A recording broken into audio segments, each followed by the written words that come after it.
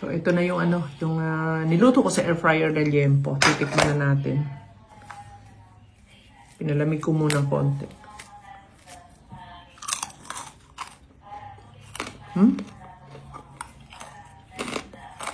Malutong. At saka hindi siya mamantika. Kasi bumagsak na yung mantika dun sa sa ilalim ng air fryer. Pwede, okay, no?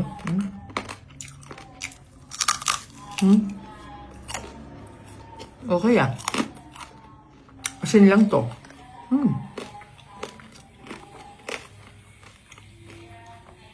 Sakto lang. 30 minutes para dapat.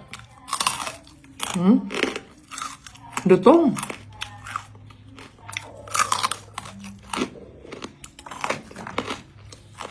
Saka less oil.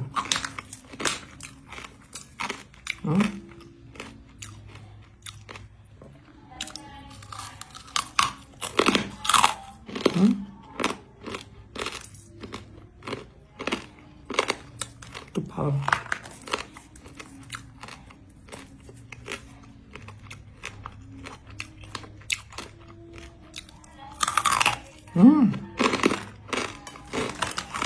Ito pa.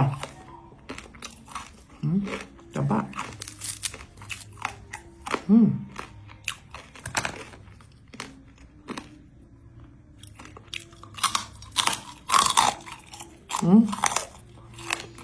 Lutong.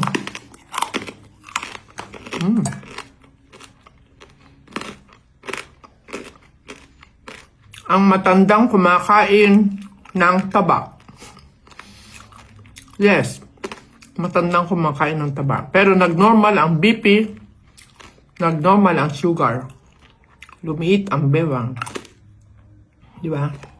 Nag-normal ang mga blood results, blood chem.